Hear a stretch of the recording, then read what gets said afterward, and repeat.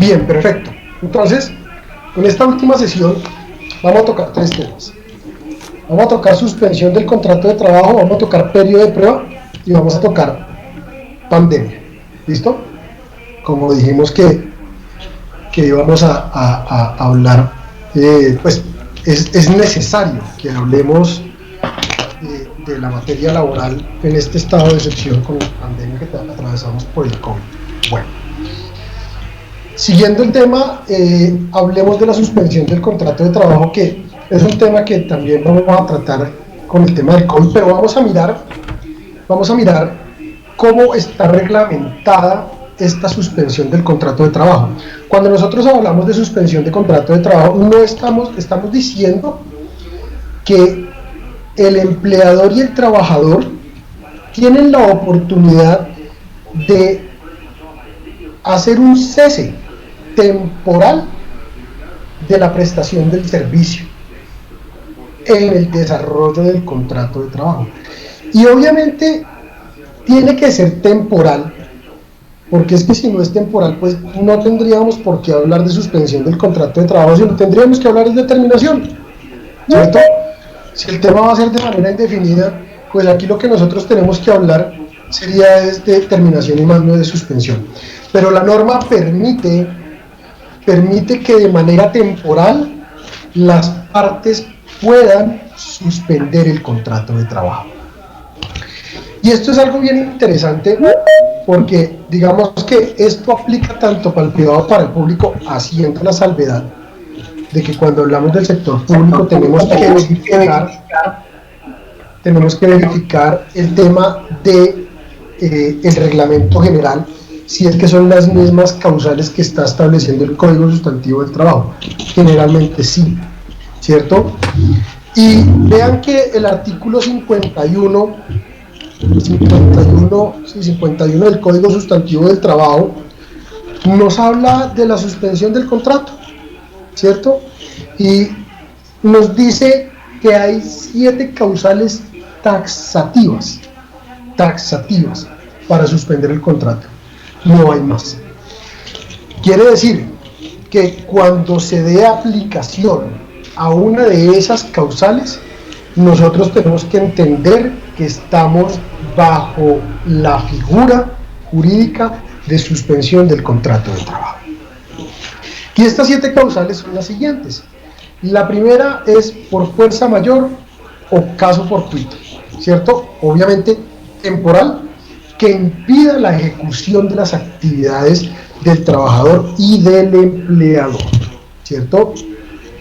Nosotros tenemos que entrar a determinar cuándo hay una fuerza mayor o cuándo hay un caso fortuito que no nos permita prestar las labores o ejecutar las labores o ejecutar las acciones del giro normal de la empresa, ¿cierto?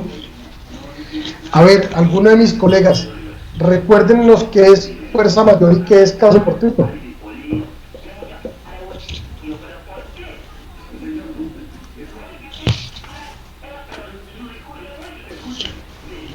No, pero no todos los abogados de este grupo. Doctor, buenas tardes. ¿Quién está hablando? Álzame la manito para saber con quién estoy hablando. Discúlpeme por favor, con Laurencio Barrera. Ah, hola Laurencio, bueno, entonces ayúdanos pues a recordar qué es la fuerza mayor y qué es el caso fortuito.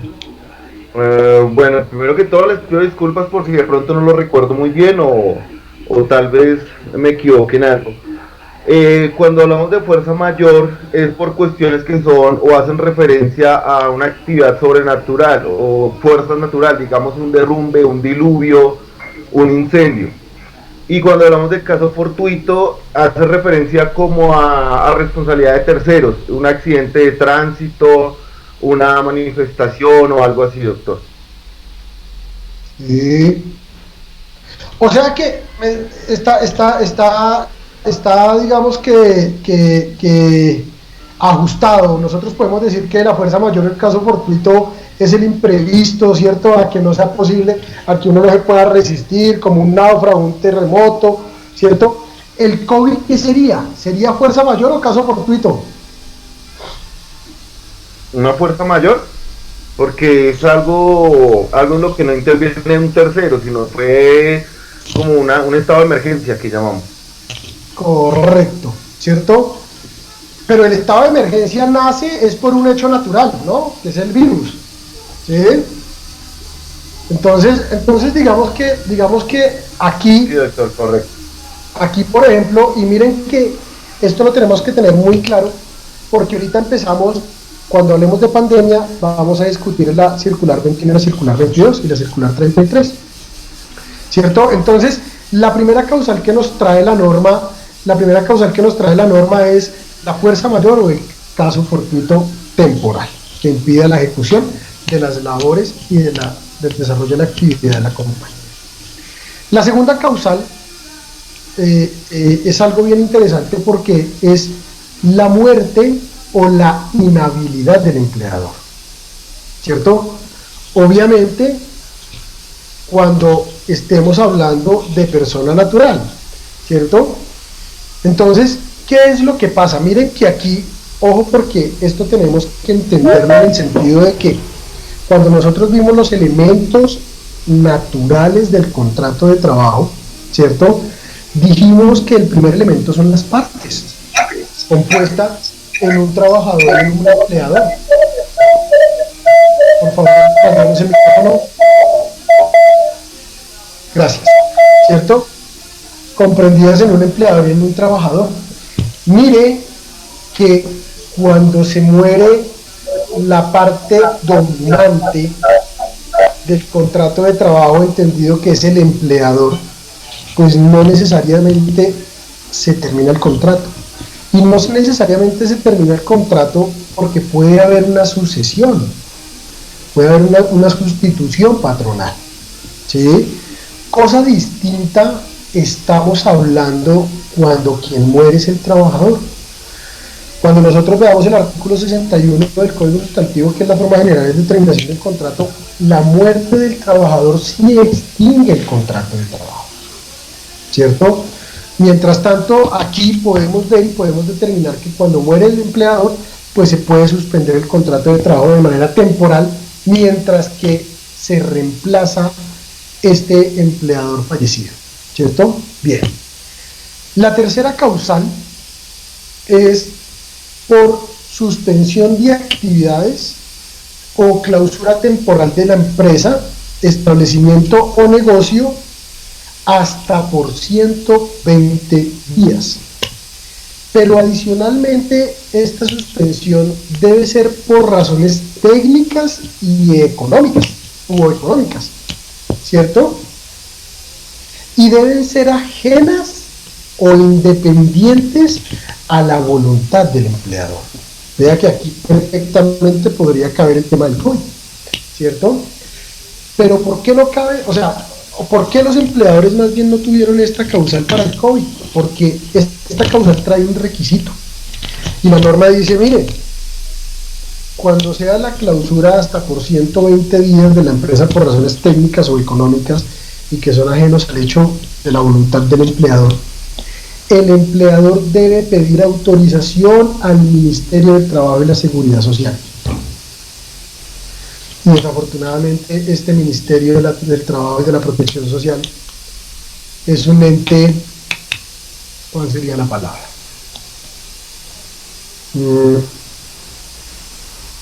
No muy proactivo, ¿cierto? En donde en un estado de emergencia, si yo radico una solicitud, me la están desarrollando, me la están contestando a los 5 o a los 6 meses, ya cuando ya no necesito o ya ha pasado el tema, ¿sí? Digamos que por esa situación fue que no se aplicó este numeral, pero ahí está, ¿cierto? Cierre y clausura de la empresa hasta por 120 días, ya les doy la palabra, hasta por 120 días, por razones técnicas, económicas, ¿cierto? Que sean ajenas a la voluntad del empleado. La cuarta causal es por licencia o permiso temporal concedido por el empleador. Vea que aquí era lo que nosotros hablábamos de las obligaciones. Hay licencias remuneradas y hay licencias no remuneradas. Estas de las que trae aquí el código sustantivo en la suspensión son de las no remuneradas. Y ya ahorita vamos a explicar porque esto trae unos efectos jurídicos, ¿cierto? Jason. Doc, creo que es importante precisar que en la causal de fuerza mayor o caso fortuito, a pesar de que no se necesita el requisito del Ministerio de Trabajo, sí debe informársele de inmediato que se han suspendido los contratos, de acuerdo al numeral segundo, artículo 667, ley 50. Claro, pero es que digamos que sí, eso lo quiero entrar a explicar ahorita con el tema del COVID también, ¿sí? Porque digamos que eso también lo estipularon en la circular, pero adicionalmente, Jason, digamos que aquí, pues, para adelantarnos un poquito, también es clara que la fuerza mayor debe ser declarada judicialmente, ¿no? Entonces, sí. es un tema que ya ahorita lo va a complementar. Muchísimas gracias. Laurencio.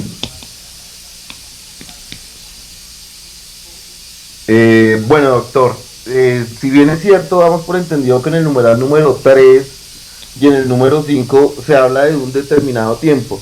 Mi pregunta es, hablando del numeral 1, 2, que es por fuerza mayor o la muerte del empleador, ¿hay algún tiempo determinado o un tiempo límite para esa suspensión?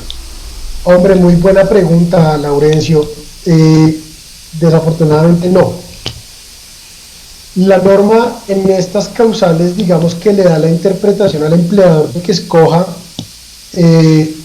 si lo que debe hacerse es suspenderse o lo que debe hacerse es terminarse, ¿sí? Porque lo que trae el concepto claro de la suspensión es que es de manera temporal, pero estas causales no traen una temporalidad, o no traen un tiempo determinado, perdón, para decir esto es temporal, ¿sí? Dime, Jason.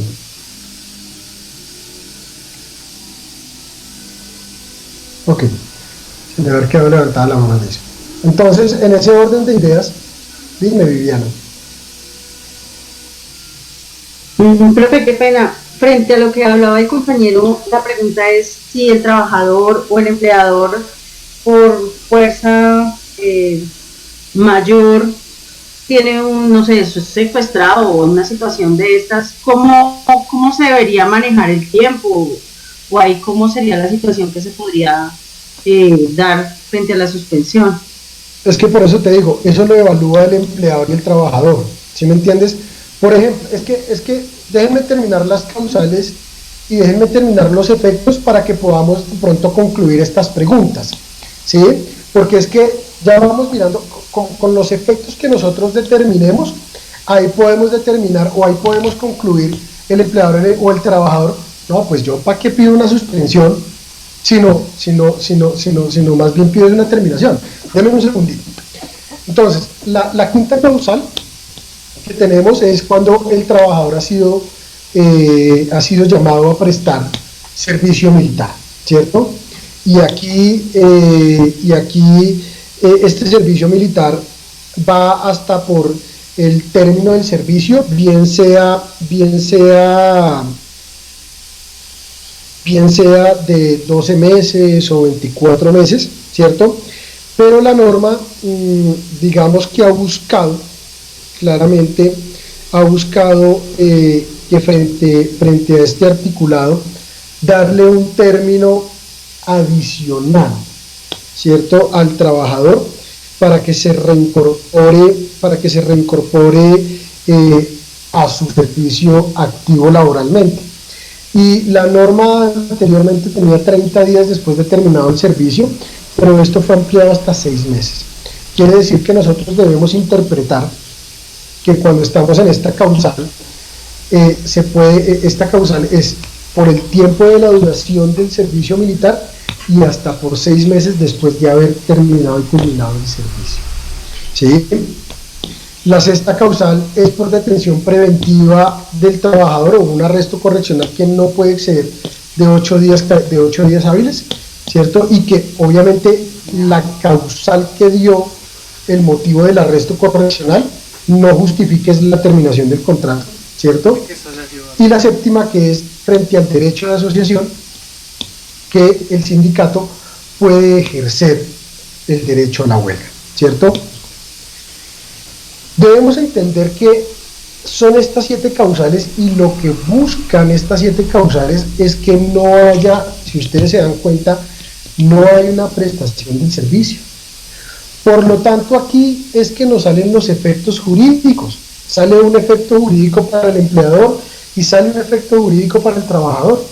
El efecto jurídico para el trabajador es que éste cesa la prestación del servicio para el cual fue contratado. Y la obligación para el empleador, el efecto jurídico para el empleador es que el empleador deja de cancelar salarios y prestaciones sociales.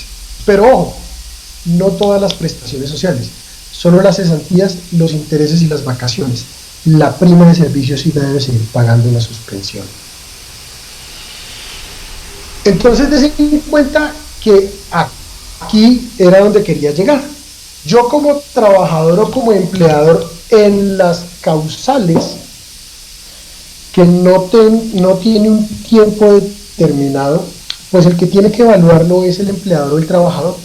Y para mí sería más el trabajador.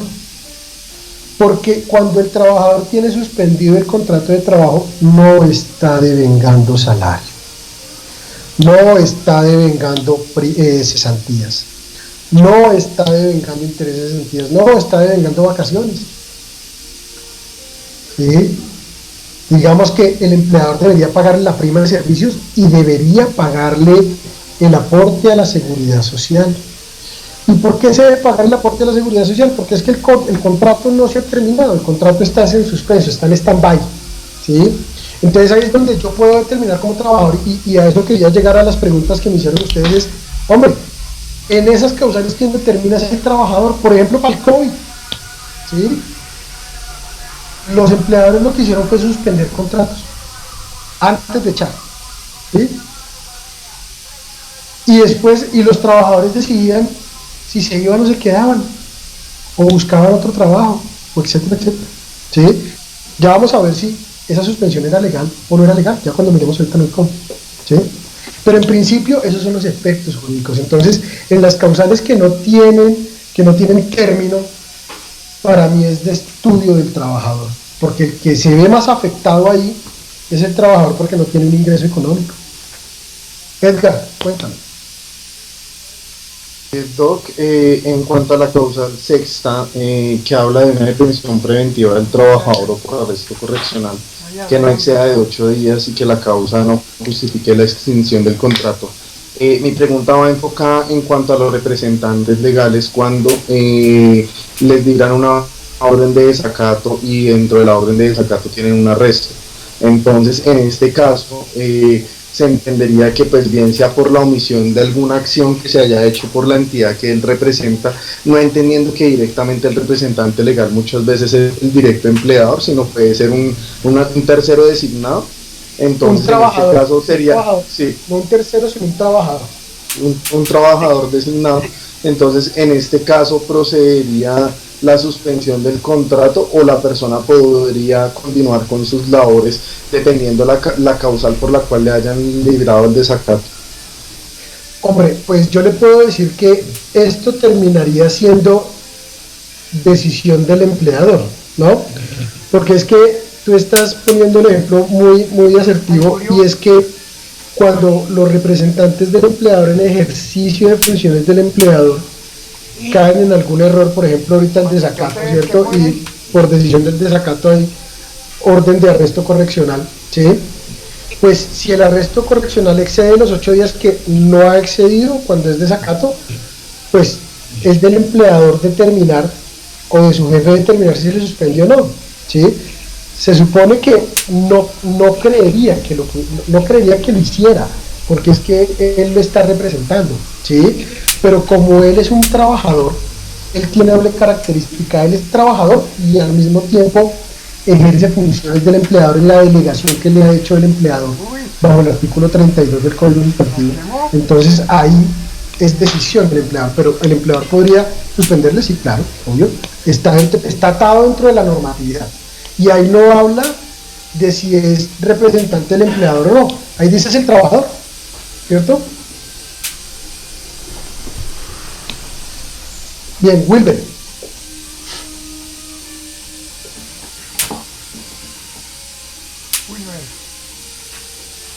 Wilber, te escuchamos.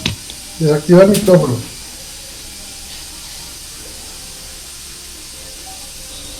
Doctor, gracias. ¿Sí me escucha? Sí, señor. Sí, doctor. Ya que estamos tocando el tema de la suspensión de contrato de trabajo, la situación que estamos viviendo hoy en día por el COVID-19, muchos empleadores, digamos, toman por, digamos, suspender a los trabajadores, de suspender el contrato, alegando el numeral primero, fuerza mayor, pero si nosotros nos podemos analizar muy detenidamente, creo que esa fuerza mayor vendría a estar decidida por un juez de la República, ¿sí? Muy recientemente hay una sentencia de tutela de un juez de pequeñas causas donde a un trabajador se le suspende el contrato de trabajo, y ese juez constitucional ampara los derechos al mínimo vital, la salud, debido proceso, en fin. ¿Por qué? Porque si bien es cierto, estamos en situación de pandemia, en unas circulares que ha expedido el gobierno, el Ministerio de Trabajo, a esos empleadores se le da la posibilidad de flexibilizar los trabajos para los trabajadores, para garantizar esos despidos, doctor. Muchas gracias. Gracias, Wilber. Bueno, eso sí, ya ahorita lo complementamos porque así como a esos pronunciamientos también hay pronunciamientos diferentes, ¿sí? Y aquí se arma es una polémica, aquí lo que se arma es una polémica de interpretación normativa, ¿sí? Pero entonces sí, ya, claro. Exacto. Laurencio, dime. Doctor, por favor, disculpe, es una aclaración muy pequeña como para que no me quede un vacío.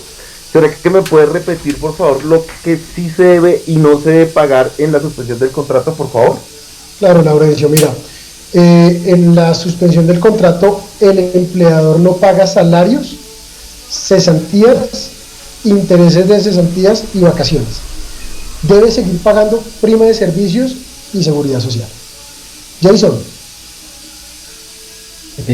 Doc, complementando un poquito lo que usted decía, obviamente yo también tengo una sentencia que, como decía el compañero en primera instancia, pequeñas causas había protegido el derecho, pero ya ante un juez circuito, él dijo, no, venga, eso primero no nos corresponde a nosotros porque ese es el juez laboral el que debe determinar.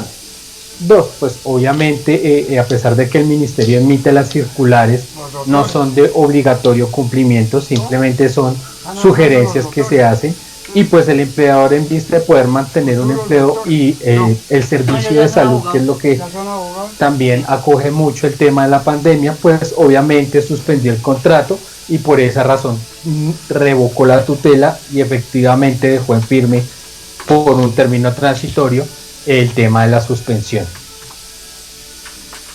Gracias, Jason, pero sí, digamos que ahorita vamos a entrarnos a hacer, ahorita voy a entrar, cuando hablemos de pandemia voy a hacer dos interrogantes para poder desarrollar el tema y sacar conclusiones. Bien, siguiendo con el tema, hablemos del periodo de prueba para poder culminar y entrar al tema de pandemia, que es bien interesante. El periodo de prueba es algo bien interesante y bien oportuno porque es la posibilidad que le da a las partes de conocerse. Por eso podemos nosotros decir que el periodo de prueba es la parte inicial del contrato de trabajo, que tiene por objeto que el empleador aprecie las aptitudes del trabajador a ver si le sirven y el trabajador aprecie si las condiciones le son convenientes y las remuneraciones son convenientes a lo que está haciendo. Ese es el objeto y la finalidad del periodo de prueba. Ahora, aquí hay algo muy importante, doctores, y es que el periodo de prueba siempre debe constar por escrito, ¿sí? Si no consta por escrito, la norma trae una sanción y es como si nunca hubiera periodo de prueba, ¿sí? Y vamos a darnos cuenta que así como la suspensión tiene un efecto jurídico, el periodo de prueba también tiene otro efecto jurídico. ¿sí? Que ya lo vamos a mirar. Entonces, la pregunta sería, ¿en un contrato verbal cuya duración es indefinida, hay periodo de prueba, sí o no? Dos personas, quiero escuchar solo dos personas.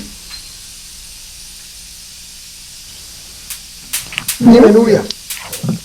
No existiría periodo de prueba, porque el verbal no consta por escrito, o sea, no está por escrito el periodo de prueba. Listo. Laurencio. Sí, doctor, yo insisto en los 60 días. Pero, ¿cómo así? Explícate. O sea, en el periodo de prueba, en un contrato verbal, ya que tenemos entendido que no se especifica el tiempo, tengo entendido que son 60 días máximo lo que tiene un periodo de prueba. Así Sí, sea verbal. pero no estamos hablando de la duración del periodo de prueba, estamos hablando es si en el contrato verbal existe el periodo de prueba, si se debe estipular por escrito. Daniel. No, doctor, si es verbal, no debe estar por escrito. Listo. Daniel. Doctor, el artículo 77 del Código Sustantivo del Trabajo consagra la figura de la estipulación del periodo de prueba y dice que en los contratos tiene que estipularse por escrito el periodo de prueba. En un contrato a término indefinido se entiende que no hay periodo de prueba, puesto que pues, no hay un contrato escrito, no está la estipulación del periodo de prueba y por ende no se hace efectivo el periodo de prueba en un contrato a término indefinido. Verbal, listo. Gracias. Una última interpretación. Adriana. Doctor, no, pues iba a decir lo mismo de los compañeros, que en un contrato verbal no puede haber periodo de prueba, ya que el requisito principal es que debe estar por escrito. Bien, pues yo, a diferencia de todos ustedes, discrepo. Para mí sí puede haber un periodo de prueba en un contrato verbal, porque es que la norma me dice que debe estar por escrito. Entonces yo lo que puedo hacer es un documento de periodo de prueba y estipularle un periodo de prueba. La norma en el contrato verbal lo que me está diciendo es, póngase de acuerdo en tres requisitos. Pero la norma no me está diciendo que es que yo no puedo hacer una estipulación, no puedo hacer un documento llamado periodo de prueba.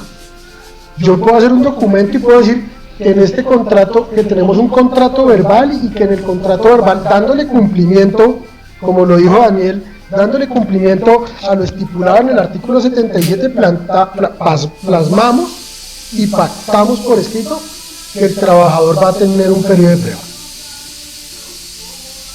Daniel, te escucho.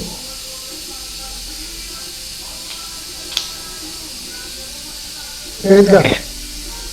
Lo que pasa es que, o sea, hasta donde yo siempre he tenido entendido, es de que, bueno, el periodo de prueba se estipula directamente en el contrato, y al ser un contrato verbal, un contrato indefinido, pues no habría estipulación, ¿cierto? O sea, hasta donde siempre tenían entendido es que ese periodo de prueba debe estar en el contrato, y al no haber contrato pues no habría periodo de prueba, pero ya desde la óptica, si usted lo plantea, podría ser, o sea, es como Ojo Daniel, no sé, ojo Daniel, porque sí hay contrato. Lo que pasa es que no está en un documento, sí hay el contrato, por lo tanto podríamos plasmarlo en un documento aparte, ¿sí? A ver, Jason. Sí, a ver, me refiero, no estaba escrito. Jason. Doctor, igual, en acuerdo con usted también, pues obviamente yo puedo, en mi contrato de trabajo verbal, yo puedo pactar todo de forma verbal, pero puede ser que el periodo de prueba entre las partes se acuerde y se deje por escrito. Entonces el periodo de prueba sería plenamente válido, así las otras condiciones estén de forma verbal. Total. Viviana.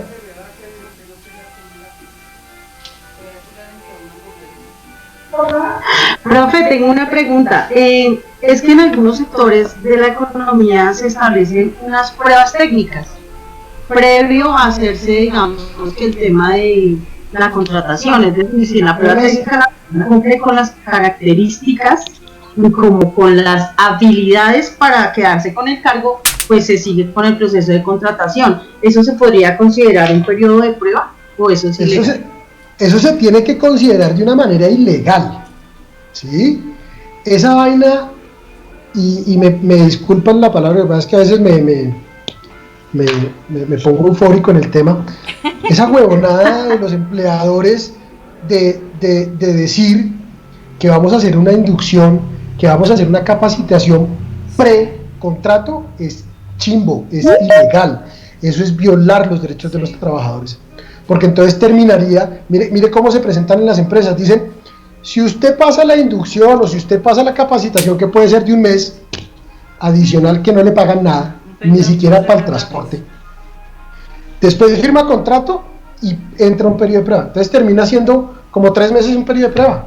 Eso es totalmente ilegal, totalmente ilegal. ¿Listo? A ver, Luz, la última intervención y seguimos. A mí me surge una pregunta. ¿Qué tiempo sería para ese periodo de prueba según el contrato verbal y gestionado como tal en documento? Ya, gracias, Luz. Bien, miren, digamos que hemos dicho que el periodo de prueba debe constar por escrito. Ahora, frente al tema de duración, tendremos que mirar sobre qué duración de contrato estamos hablando, bajo la regla general. La regla general del periodo de prueba es que no puede exceder 2 meses, o los 60 días que ha hablado un compañero, ¿cierto?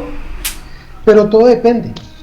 ¿Por qué? Porque mire que, por ejemplo, en el contrato a término fijo, cuando es de 1 año a 3 años, pues se puede ir usted hasta los 2 meses, ¿cierto?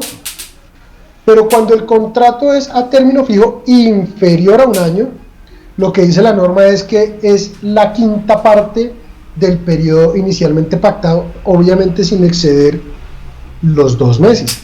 O sea, si yo tengo un contrato a 6 meses, pues lo que tengo que hacer es dividir, ¿cierto? Sacarle la quinta parte a los 6 meses, dividir 180 en 5, y eso me va a dar el término que aplica para el periodo de prueba, ¿sí? Ahora bien, en el contrato de duración indefinida, pues me puedo ir hasta los 2 meses. Entonces yo claramente en un contrato verbal puedo plasmar por escrito un documento que diga periodo de prueba y decirle cuál es su periodo de prueba. 2 meses, 1 mes, lo que yo estipule. Claro está, yo no puedo decir que usted tiene un periodo de prueba de 3 meses o de 4 meses, no, porque es que hay, y por eso hago esta acotación, porque hay diferencia entre el sector público y el sector privado. En el sector público hay cargos que tienen periodo de prueba de 4, 5, 6 meses, ¿sí? Pero eso es porque están los estatutos de la entidad. Para el sector privado, para el sector colectivo, para los trabajadores oficiales que nos aplica el Código Sustantivo del Trabajo, lo que tenemos que entender es que el término máximo del periodo de prueba es de 2 meses, ¿cierto? Y cuando estamos hablando de un contrato a término fijo de 1 año a 3, puede ser hasta 2 meses. Cuando estamos hablando de un contrato a término fijo inferior a 1 año, es la quinta parte. Y cuando estamos hablando de un contrato de duración obra o labor, nos podemos ir hasta los 2 meses, sin ningún problema. Ya les voy a dar la palabra, ¿cierto? Sin ningún problema. Ahora bien, debemos tener claro y preciso que el periodo de prueba se puede prorrogar, sí, siempre y cuando no se excedan los términos máximos. O sea, yo puedo en un contrato a término indefinido, ¿cierto?, a un contrato con duración indefinida, plasmarle un periodo de prueba de 1 mes, y si al mes a mí todavía no me ha convencido, pues yo puedo prorrogárselo por el otro mes y me llega al término máximo. A los 2 meses yo tengo que tomar una decisión, o lo dejo seguir o lo saco, ¿cierto? Porque es que ahí es donde viene el tema interesante de los efectos en el periodo de prueba, ¿cierto? Que la norma dice, vea, en el periodo de prueba el empleador puede dar por terminado el contrato unilateralmente en cualquier momento y sin previo aviso. ¿Sí? Y sin previo aviso. Nosotros debemos entender, ¿cierto?, que cuando miremos la terminación, cuando yo lo saco de manera unilateral y sin justa causa, que es lo que está pasando aquí, pues tengo que indemnizarlo. Lo que está diciendo la norma en el periodo de prueba es: señor empleador, usted de manera unilateral y sin previo aviso, sáquelo, y no lo indemniza. Y no lo indemniza. Claro. Entonces, aquí es donde usted tiene que empezar a mirar el tema de la terminación unilateral. Claro está, ojo, eso no es decir, es que le termino el contrato de manera unilateral y sin justa causa porque sí. No. Mediante la sentencia T978 del año 2004, la Corte Constitucional estableció, ¿cierto?, que debe estar fundada la terminación, ¿cierto? O sea, yo debo fundamentar el por qué no pasó el periodo de prueba. Entonces, porque no cumplió con los indicadores, porque las aptitudes no fueron las que habíamos pactado, no es porque sí. O sea, yo debo fundamentar, yo debo justificar esa terminación unilateral y sin justa causa. Si yo no la justifico, puedo tener problemas, porque ahí pasaría a poder tener que pagar una indemnización. ¿Sí? Entonces esto es algo bien interesante. Edgar. Gracias, doctor.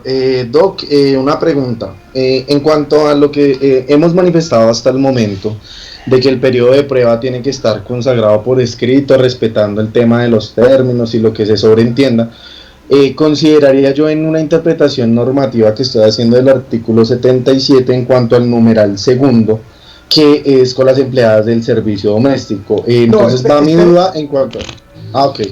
Espere, porque ese le quería dejar de último. ¿En qué sentido? Este periodo de las trabajadoras del servicio doméstico quedó declarado inexequible. ¿Sí? Si ustedes miran, y precisamente aquí, oye, ¿y por qué no subí? Juepucha. Bueno, les voy a subir, doctores, el tema de las empleadas del servicio doméstico. ¿Por qué? Porque mediante la sentencia, espérenme un segundito, les voy a decir cuál es la sentencia, dame un segundo.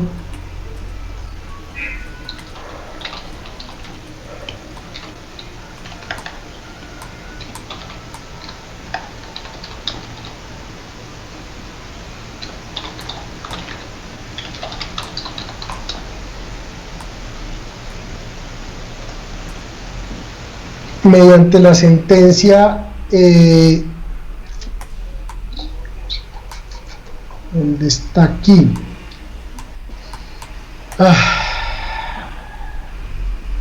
La C028 del 2019, pensé que la tenía en no la subí en la plataforma, pero bueno, yo se la subo, o por favor anótenla. Mediante la sentencia C028 del año 2019, la Corte Constitucional declaró inexequible el numeral segundo, entendido en que se violaba el derecho a la igualdad, ¿cierto?, entre estos trabajadores y los demás. ¿Por qué? Porque miren que lo que se establece es que aquí dice que el numeral segundo dice: en el contrato de trabajo de los servidores domésticos se presumen como periodo de prueba los primeros 15 días. No, si aquí estamos hablando de un tope máximo y de un tope máximo, pues yo puedo decirle a la trabajadora del servicio doméstico que su periodo de prueba es de 2 meses o de 1 mes, ¿sí? Entonces, mediante esta sentencia C028 del año 2019, se retiró del ordenamiento jurídico el tema de los 15 días de presunción. Quiere decir que en este momento las trabajadoras del servicio doméstico pueden tener su periodo de prueba hasta 2 meses. Ahora sí, William, pregunta.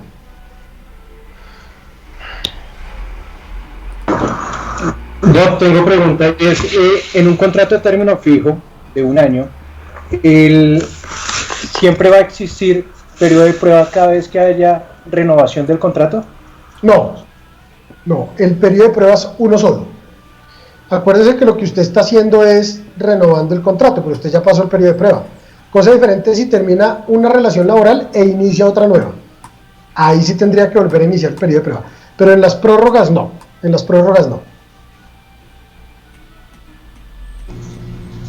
Y listo. Cuando me he dado cuenta, sobre todo hay unas organizaciones en donde cada año le cambian el cargo a la persona. Un ejemplo, el primer año es psicólogo, en el siguiente año es psicólogo organizacional, en el siguiente año es psicólogo de oficina, ¿sí? En esos casos, puntualmente, Tampoco. El periodo de prueba es la parte inicial del contrato, no el cambio de funciones. Por eso te digo, si tú tienes un contrato, en el desarrollo del tiempo te cambian tus funciones, no tienes que presentar periodo de prueba.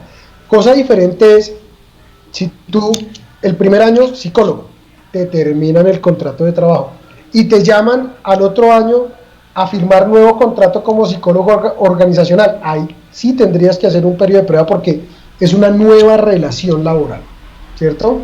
Mientras tanto, no. William. Muchas gracias. Listo. Daniel.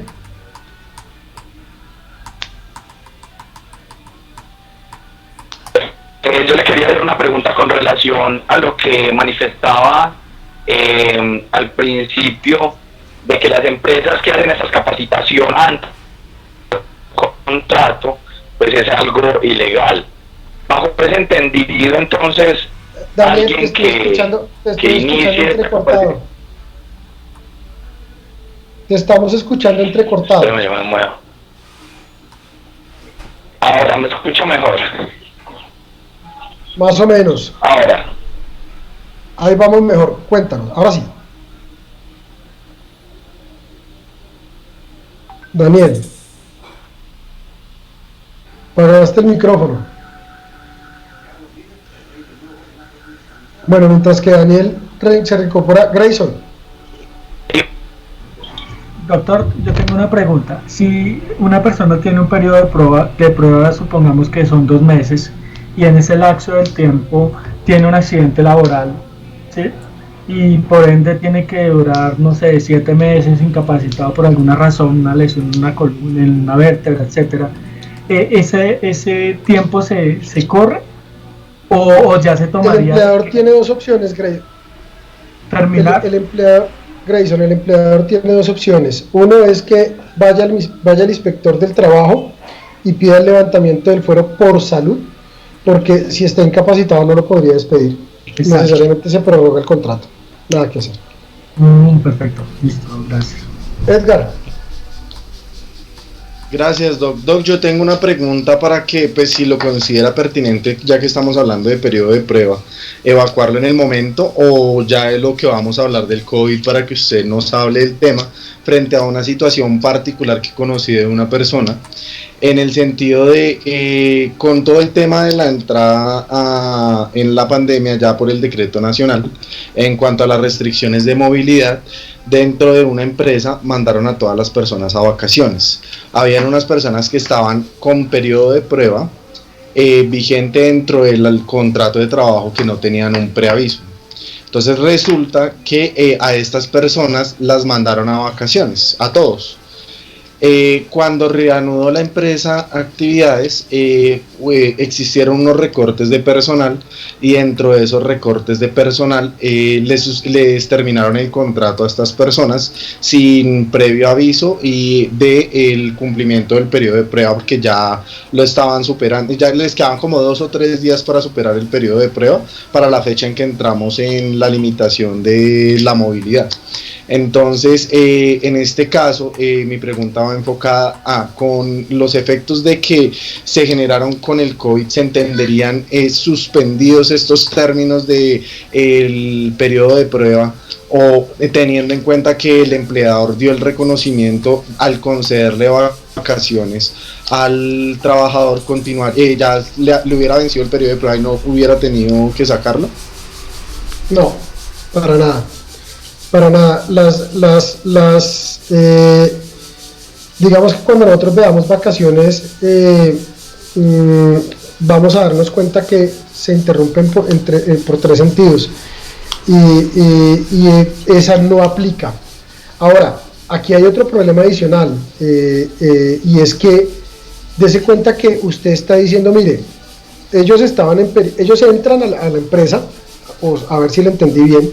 Ellos entran a la empresa y llega la pandemia.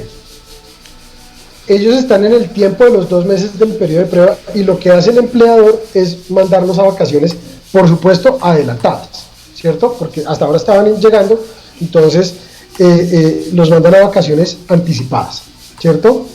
El mandarlos a vacaciones anticipadas no quiere decir que se suspenda el contrato está vigente, ¿sí? Si vuelven de las vacaciones, y mire lo que usted dice es, faltando 3 días para la terminación del periodo de prueba, después de reincorporarse de vacaciones, pues si fue lo que entendí bien, y me corrige, sí, el empleador le terminó el contrato, para mí, por periodo de prueba, ¿cierto? Sí, señor, dijo que dentro del periodo de prueba tenían la facultad de terminarles el contrato de trabajo, le dieron allá una argumentación por temas de recorte de personal también en cuanto a los recursos. Vea Edgar, que, bueno, digamos que para mí la terminación no era por periodo de prueba, porque dése cuenta que yo podría, como abogado, interpretar que el empleador no fundamentó la terminación. Y mire que bajo la sentencia 978 del 2004 estamos diciendo que él debe fundamentar el por qué no pasó al periodo de prueba, ¿sí? Y no es por el COVID. Él no me puede argumentar que es que yo no pasé el periodo de prueba por el COVID, porque es que yo entre el COVID no trabajé, ¿sí? Él pudo haber terminado el contrato de trabajo por otro motivo, no por esa, ¿sí? Doc, pero en este caso, teniendo en cuenta que las vacaciones anticipadas no suspenden el contrato de trabajo, sino continúa con su ejecución normal, entonces sería contradictoria la decisión de la empresa de haberlos sacado, porque ya, en teoría, ya les hubiera pasado el periodo de prueba y no tenían por qué sacarlos. Eso es otra cosa que hay que mirar, porque si ya pasaron los 60 días, ahí el periodo de prueba pasó, y entonces la terminación que hicieron es una terminación ilegal y tendrían que pagarle la indemnización completamente, ¿sí? Y es que mire, entremos aquí a discutir lo de pandemia. La pregunta es, ¿es válido? Ahí salen varias preguntas con el COVID, ¿cierto? Ustedes, si pudieron ver la circular 21, 22 y 33, ¿cierto? Entonces digamos que cuando el gobierno nacional en marzo realiza o declara el estado de emergencia sanitaria por el COVID, finalizando marzo, porque la primera circular sale el 17 de marzo del año 2020, ¿cierto? El gobierno nacional delegó en el Ministerio del Trabajo y la Protección Social, lo que quiso garantizar fue, venga, garanticemos el trabajo, evitemos despidos masivos, porque si nosotros vamos a mandar a la gente a un aislamiento preventivo obligatorio en donde tiene que quedarse guardado, pues tengo que mandarlo con trabajo, ¿cierto? Y entonces muchachos, doctores, les voy a pedir que me regalen 2 segundos, me voy a calentar un tintico, porque es que esto así, sin tinto es muy bravo. Denme 2 segundos, por favor.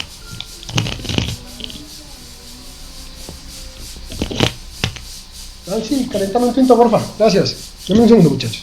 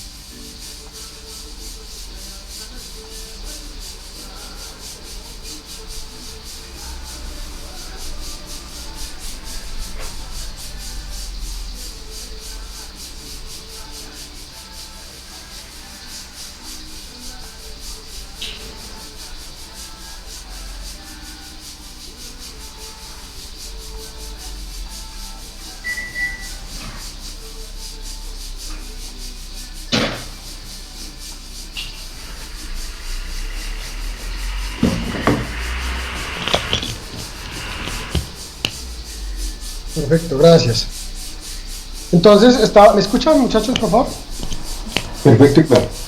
Bien, entonces estaba diciendo yo, venga, nosotros lo que tenemos que hacer es resguardar nuestro derecho al trabajo, ¿cierto? Y para eso, el ministerio, o mejor dicho, el gobierno antes de declarar ya habían estudiado todo el tema y podían entender que esto iba a ser prolongado, ¿sí?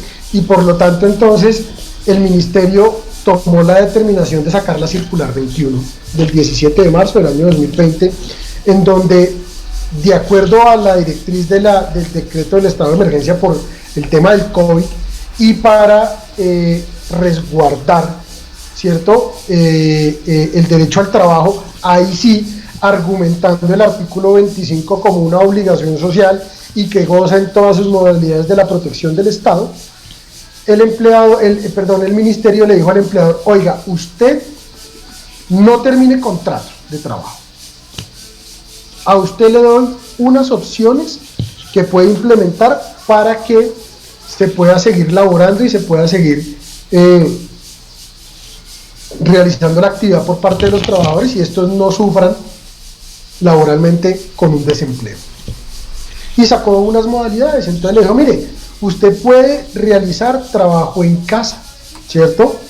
Y mire lo que dice, vamos a leer la circular, dice, trabajo en casa, tratándose de una situación ocasional, temporal y excepcional, es posible que el empleador autorice el trabajo en casa en cualquier sector de la economía.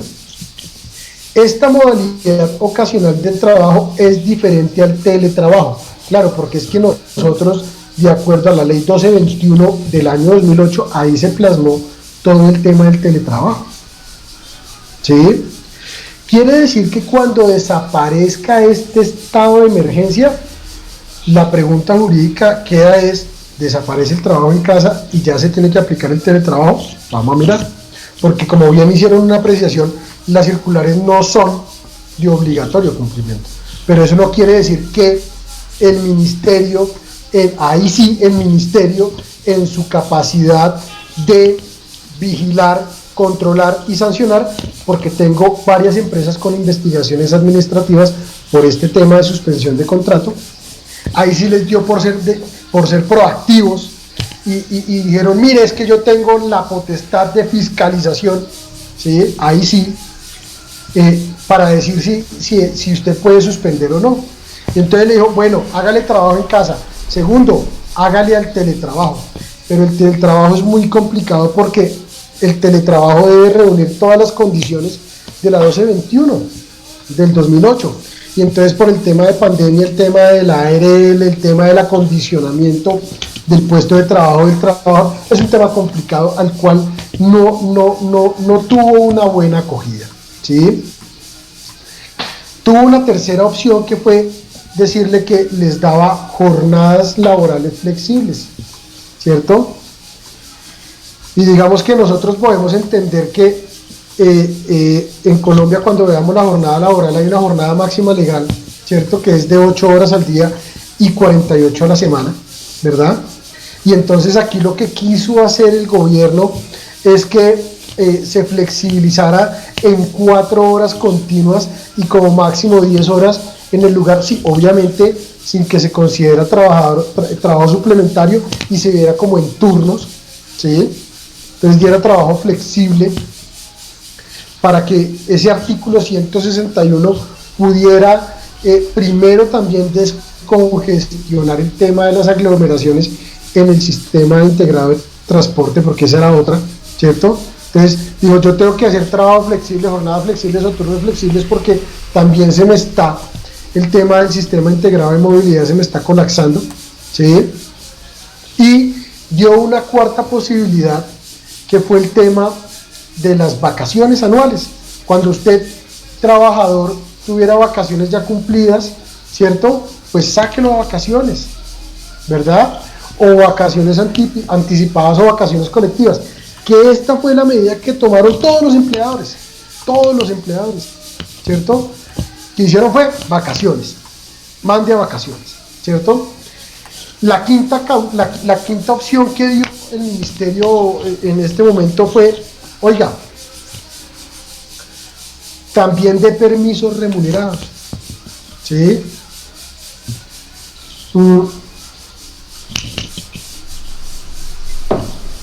Nosotros cuando miremos el salario, vamos a revisar el artículo 140 del Código Sustantivo.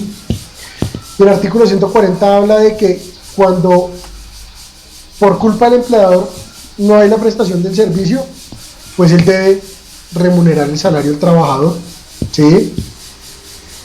Entonces, que se llama salario sin prestación del servicio, ¿sí? Así lo denomina el artículo 140. Y estas fueron las opciones que inicialmente le dio el Ministerio del Trabajo a los empleadores, ¿cierto? Claro, esto sale el 17 de marzo porque los empleadores taxativamente, cuando llegó el estado de emergencia y mandaron a todos los trabajadores y volvieron y se dieron cuenta que esto iba a ser prolongado, lo que hicieron fue suspender los contratos, ¿sí? Suspender los contratos. Por eso es que el 19 de marzo sale la circular 022, donde si ustedes miran el asunto, dice fiscalización laboral rigurosa a las decisiones de los empleadores, ¿sí? Así de sencillo. Y aquí empieza otra vez bajo el sustento del artículo 25, que es el derecho al trabajo, y ahí sí el Estado debe garantizarlo y goza de especial protección, ¿cierto? Empieza a hablar de la primera causal que fue que los empleadores más utilizaron, que fue la fuerza mayor o el caso fortuito, ¿cierto? Y entonces mire que voy a leer taxativamente un pedacito de esta circular, en donde dice: adicionalmente, esta entidad aclara que la configuración o no de la fuerza mayor corresponde de manera funcional al juez de la República, quien determinará o no su existencia con base en la valoración de los hechos de los hechos puestos en consideración. y nuevamente vuelve y culmina el empleador para que acoja las opciones determinadas en la circular 21, o sea, el trabajo en casa, el teletrabajo, las vacaciones, las licencias remuneradas o los permisos remunerados, ¿cierto? Que acogiera esas posibilidades.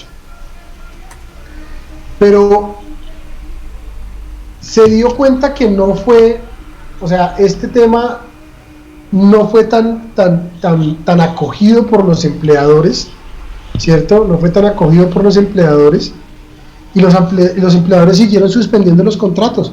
Ya no fue por la causal primera, obviamente no fue por la causal tercera, porque pues ya dijimos que cuando usted mete esa causal de suspensión ante el ministerio, pues se le puede demorar 6-7 meses en responder. Y entonces empezaron a utilizar los empleadores la causal de la suspensión por licencia no remunerada, ¿cierto? Y entonces viene la circular 033, ¿cierto? 033, ¿qué pasó? ¿Por qué no me abrió?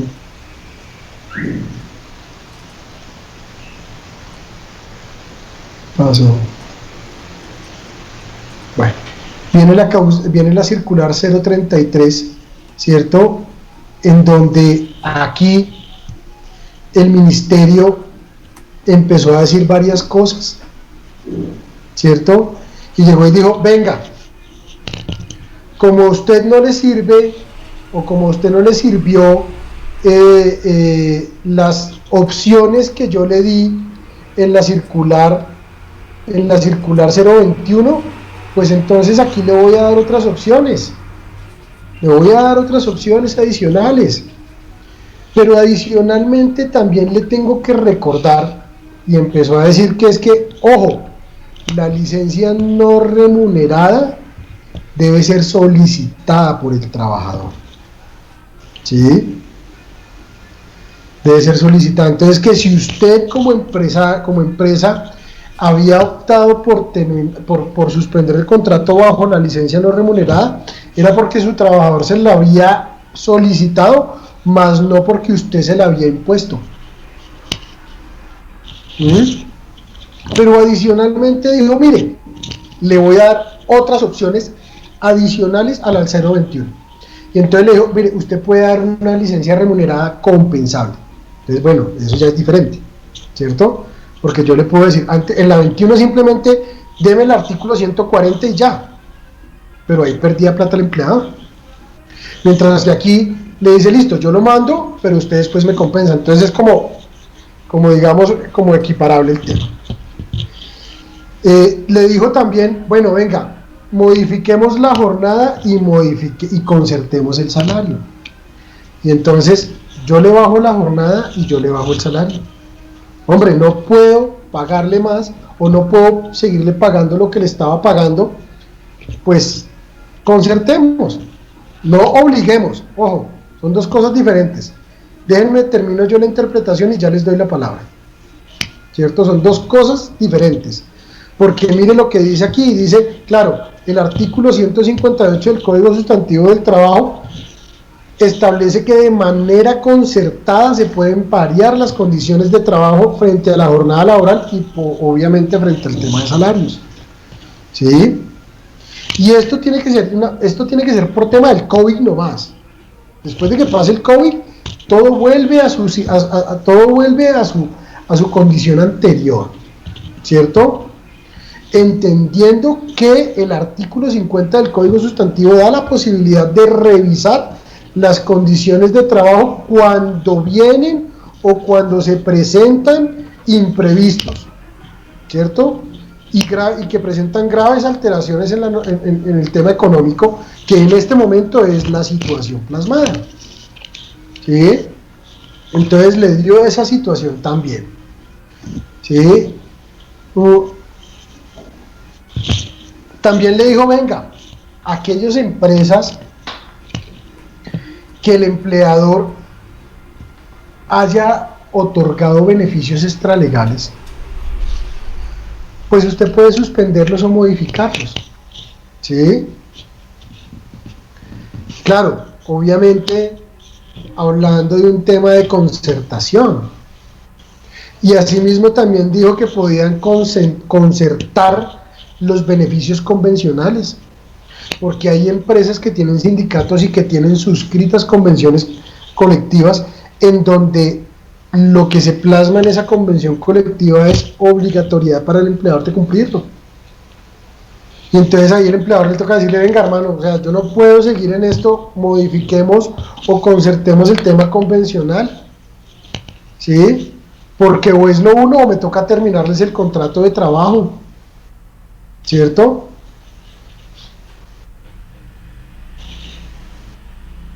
Y entonces están todas estas opciones para que se proteja el trabajo. Entonces, los quiero escuchar antes de hacer las intervenciones. Grayson.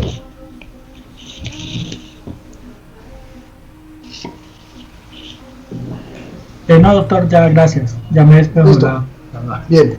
William.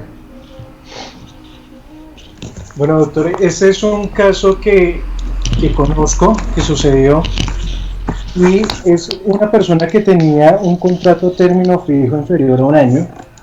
Dentro del tema del COVID, le solicitaron que disminuyera sus ingresos y de igual forma le disminuyeron su jornada laboral, y al tener un contrato término fijo le informaron con 30 días de anticipación que no iba a continuar, pero su liquidación se la cancelaron con la disminución de su salario. ¿Esto está permitido? O sea, él tenía un contrato a término fijo, ¿sí? Sí. Ok, y dentro, y en el COVID ellos hicieron otro, ¿sí? Sí, señor. Concertando el tema salarial. Concertando el tema salarial. Entonces, supongamos, devengaba 1.400.000 y se lo disminuyeron a 1.000.000 de pesos, ¿sí? Al finalizarle el contrato, de igual forma, se lo notificaron con anticipación, digamos que hasta ahí bien. ¿Y se lo liquidaron sobre el 1.000.000 de pesos? Sobre el... Y la pregunta es si es válido. ¿Es válido?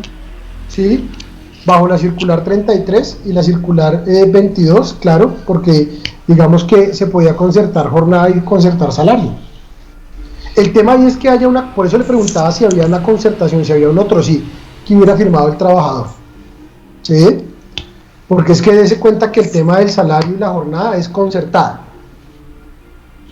porque claramente yo no puedo tener disminución salarial, ¿sí? Si hay una concertación y aceptación, pues hubo una modificación en las condiciones totalmente permitidas bajo la circular establecida del ministerio, ¿correcto? Ok, perfecto. Adriana. Sí, señor. Adriana. Doctor, pues básicamente muchas empresas se aprovecharon de esta coyuntura para hacer lo que quisieran con estos contratos de los trabajadores y obligar a los trabajadores a hacer determinadas cosas aunque no estuvieran de acuerdo. Digamos, me enteré del caso de una empresa que llamaba a los trabajadores, los tenían en vacaciones, le decían no, entonces ahorita vamos a hacer una licencia no remunerada, toca que solicite una licencia no remunerada, y iban allá, los citaban a la oficina, iban y con el abogado al lado, firme esto, o sea, obligado a que hicieran la licencia no remunerada. Pero también así como hay empresas que realmente buscan la concertación de los trabajadores y que son buenas empresas y que buscan realmente no perjudicar a los trabajadores. En el caso de donde yo trabajo, nos pasa esto con la empresa que, gracias a Dios, el representante legal y dueño de la empresa es muy consciente de la situación de todos los trabajadores y busca lo mejor, aunque no los podía mantener a todos. digamos, la parte operativa, que es servicios generales, que es recepción, que es la persona del archivo. Primero, pues, se hizo lo de las vacaciones. Perfecto. Ellos mismos hablaron con él, nosotros sabemos que no nos pueden mantener tanto, ¿cómo hacemos? Entonces se firmaron unos acuerdos de licencia no remunerada, pero esta licencia no remunerada no se fueron así sin plata ni nada, sino se les dio un auxilio. Si tienen libranzas con el banco, la empresa les paga la libranza, la empresa les manda mercados mensuales, la empresa, o sea, todo esto haciendo como en estos auxilios o este tipo de beneficios que les da por aparte, tratan de compensar el salario que no están devengando, para no dejarlos sin nada.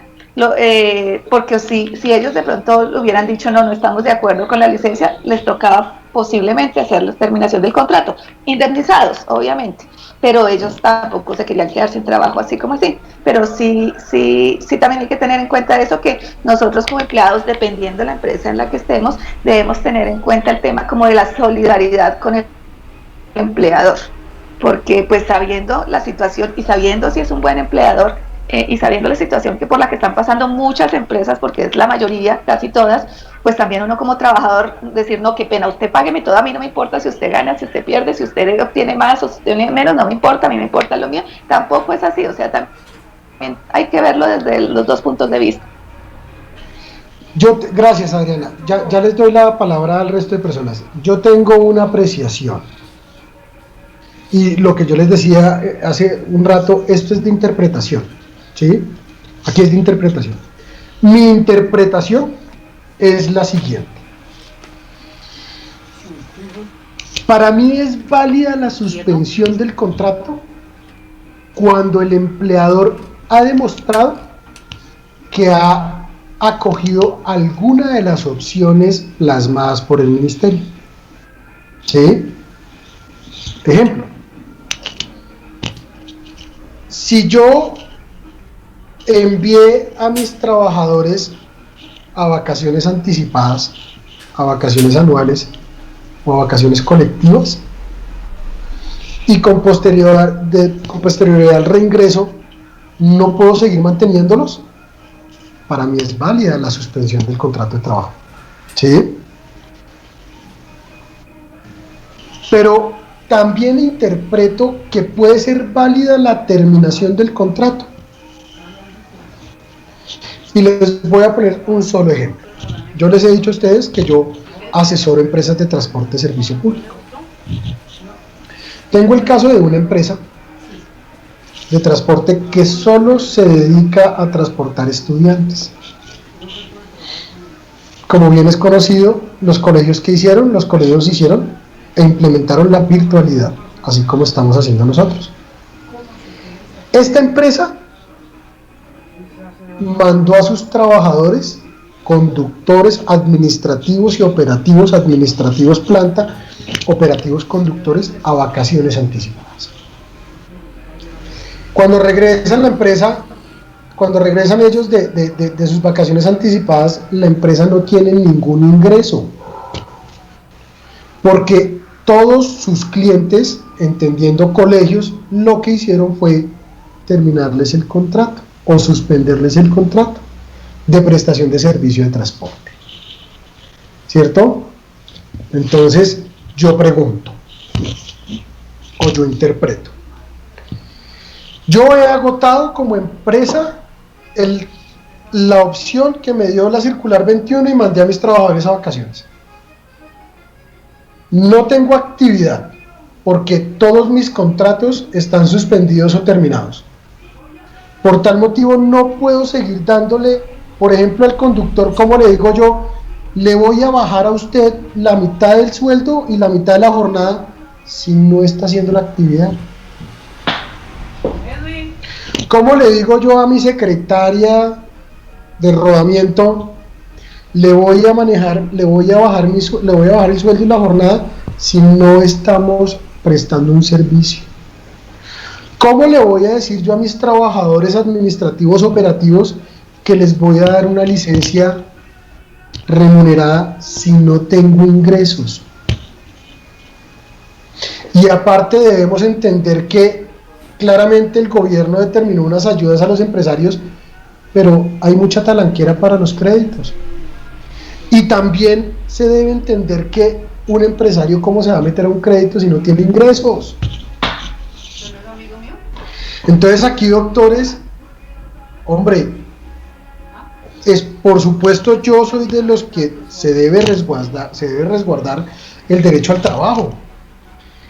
Y hasta donde yo más puedo, he tratado de que los empleadores no suspendan, sino que teletrabajen.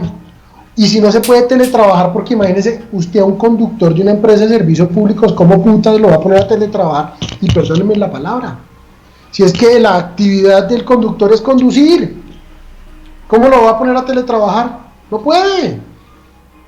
¿Sí?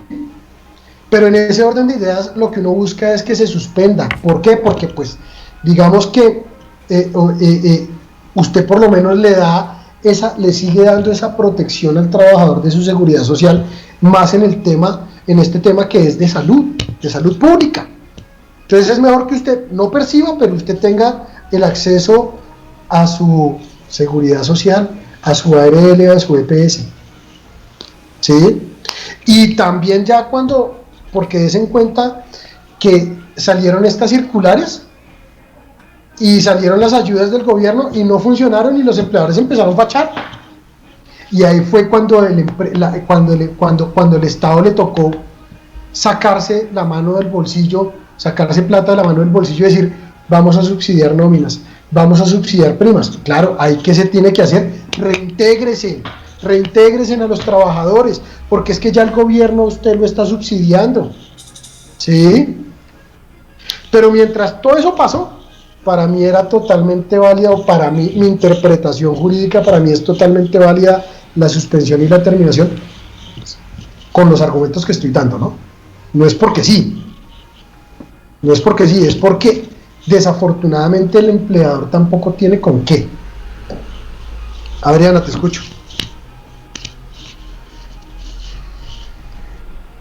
Qué pena, doctor, se me quedó la mano levantada. Bien, Edgar, te escucho.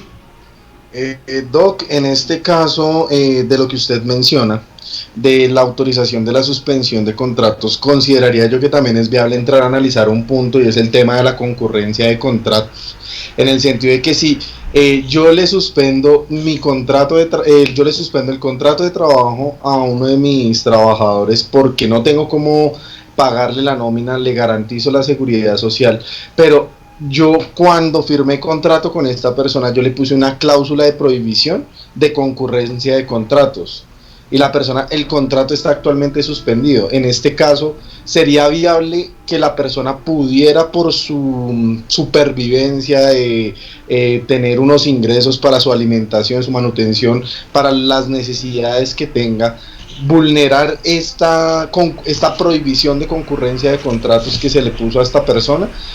Dos, que va enfocado pues también parecido al caso que le estaba diciendo ahorita, lo del periodo de prueba, pero en este caso es un contrato que existió a término fijo en el cubrimiento de una licencia de maternidad. Entonces la persona fue contratada por 3 meses y dio la casualidad que los 3 meses le daban 8 días, 9 días después de que entramos al aislamiento obligatorio. La mandaron a vacaciones. Cuando entró, duró en actividad el tiempo que le hacía falta para completar el contrato de trabajo, antes de que a ella en ningún momento le hicieron suspensión, sino lo que le hicieron fue mandarla a vacaciones, y también le terminaron el contrato de trabajo. Entonces acá, en este caso, teniendo en cuenta que ella ya contaba con un preaviso de una fecha establecida para la terminación del contrato de trabajo, y la decisión del empleador cuando retoma nuevamente actividades es, yo le continúo la labor para que usted me complete el periodo laboral inicialmente pactado, y hasta luego, muchas gracias por su servicio. Como le incluí vacaciones anticipadas, no le liquido vacaciones y los descuentos a los que hubieron lugar ahí en el momento con ocasión de la decisión que tomó internamente la empresa. Entonces, digamos, en mi caso, mi pregunta en esta segunda situación que le estoy planteando es, ¿sería legal esa terminación de ese contrato de esa persona, entendiendo que según lo que hemos hablado, lo que se hace es con las vacaciones no se suspende como tal el contrato de trabajo, sino se da una continuidad y ya tenía un preaviso establecido.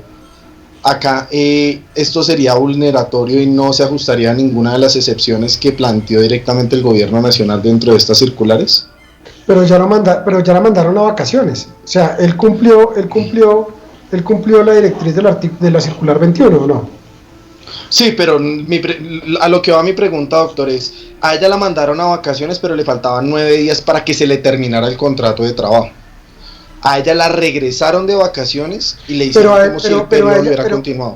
Pero Edgar, ¿pero el aviso se le hicieron antes de mandarla a vacaciones o con posterioridad a las vacaciones? Antes de mandarla a vacaciones. O sea, cumplieron los 30 días del término fijo.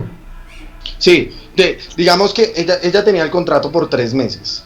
A ella, faltando un mes para que se le cumpliera el contrato, le pasaron el preaviso diciéndole, si bien es cierto, usted está con un contrato a término fijo con nosotros por 3 meses, acá está su preaviso de la terminación del contrato. No va a ser prorrogado. Pero con todo este tema de la pandemia, la mandaron a vacaciones y no dejaron que continuara los días que le hacían falta para la culminación del periodo contratado. Entonces, ¿no importa? No importa. Okay. Sí, no, ahí no pasa nada. Ahora, y frente al primer caso, te tengo que hacer una precisión. Si hay una cláusula en el contrato que prohíbe la concurrencia de contratos, es una cláusula ineficaz, porque lo único que puede prohibirse es la coexistencia de contratos. Acuérdense que la concurrencia de contratos es cuando en un mismo trabajador concurre un contrato de trabajo y un contrato de diferente naturaleza. Pero el artículo no trae que esa tenga limitación. Quiere decir que en la primera precisión que usted me hizo, en donde si estipularon que había una prohibición o una concurrencia de contrato, es totalmente ilegal. ¿Ok? Ok, pero entonces ahí frente a digamos que existiera la prohibición frente a la coexistencia y el trabajador... Es que la coexistencia es cuando haya cláusula de exclusividad. Sí, existe pues la cláusula de exclusividad, pero... Claro, la coexistencia es cuando en un trabajador concurren 2 contratos de trabajo. Pero entonces, por ejemplo, si yo soy trabajador de la Republicana y firmé exclusividad, pues no puedo tener un contrato con otra entidad. ¿Sí? Así la Republicana con ocasión me haya suspendido el contrato de trabajo y no tenga ningún ingreso. No, sin problema. Madre. Listo, gracias. ¿Listo? Bien. Ingrid. Buenas tardes, profe. Tengo 2 preguntas. Quisiera pronto que usted me comentara más de cómo se está generando el pago de incapacidades por el tema del COVID-19. Cuando una persona adquiere la enfermedad en ocasión a su labor. Y también usted estaba mencionando el caso en el transporte intermunicipal. Digamos que muchas empresas generan la suspensión contractual para los conductores porque efectivamente no pueden desarrollar la actividad.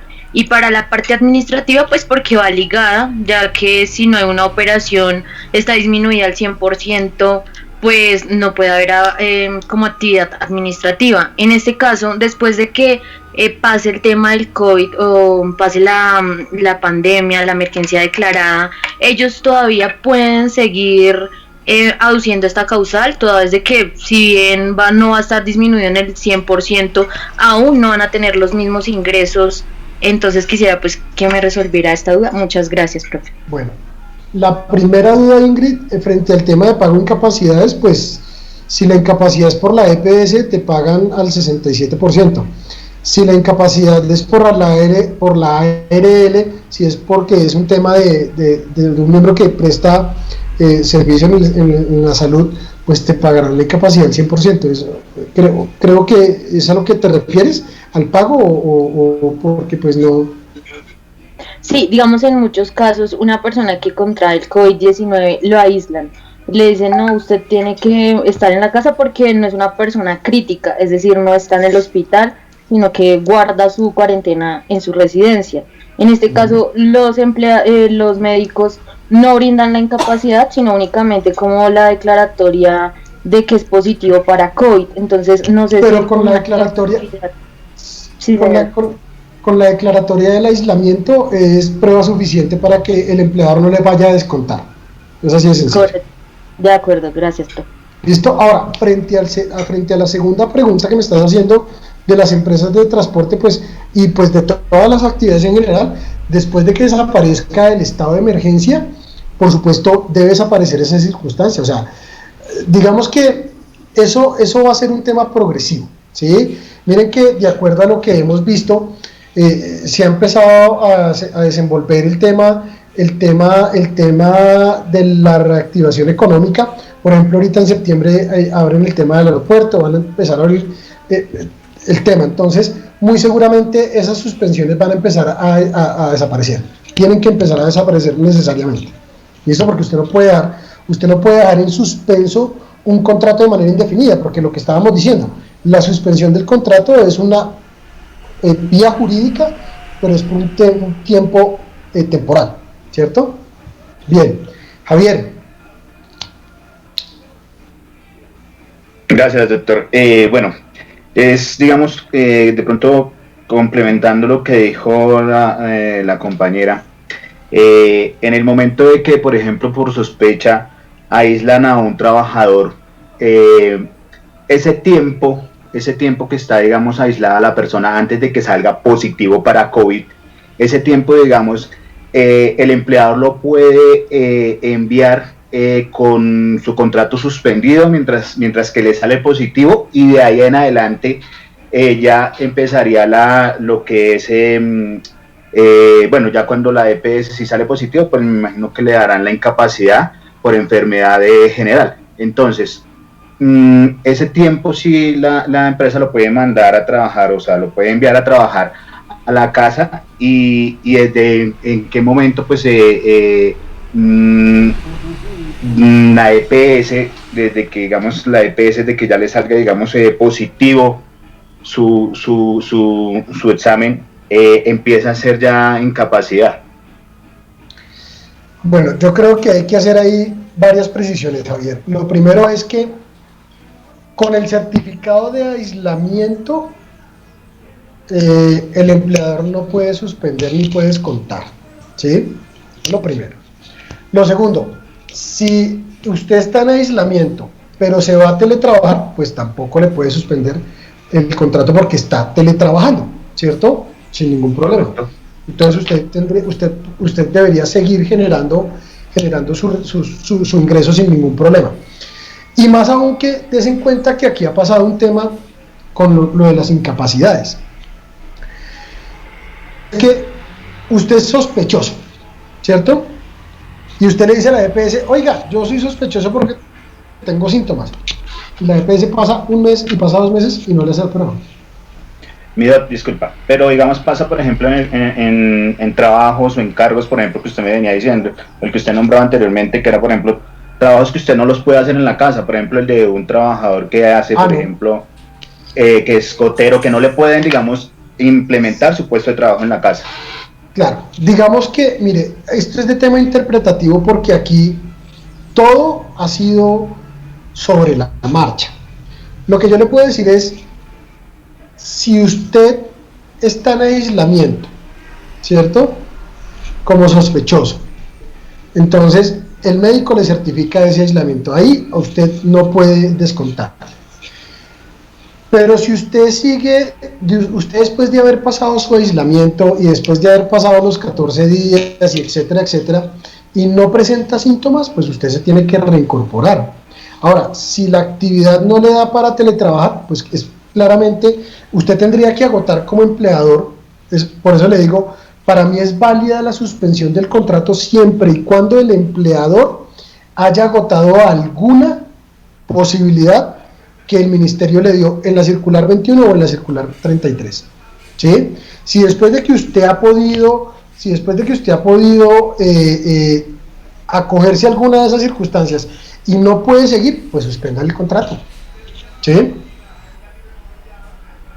Profe, qué pena, disculpe, qué pena, es que muchas empresas lo que están haciendo es brindando una licencia no remunerada para las personas que contraen COVID-19 mientras desempeñan su labor.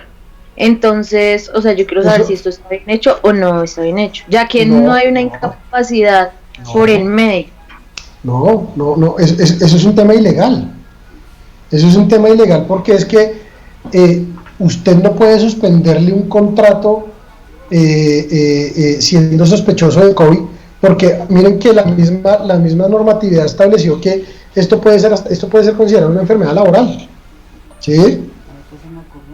Entonces no está bien aplicado eso, Ingrid. Ángela, vamos a hacer la última interpretación y con esto terminamos porque ya nos pasamos de tiempo, muchachos. Ángela. Gracias, doctor. Pues yo quería preguntarle para que por favor me aclare.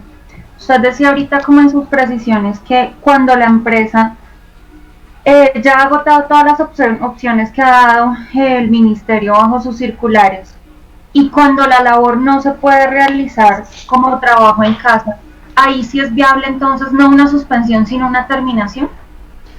Si usted como empresa está totalmente inoperante, podría terminar, ¿sí? Okay. Si usted está parcialmente inoperante, aplique, por ejemplo, lo de la circular 33.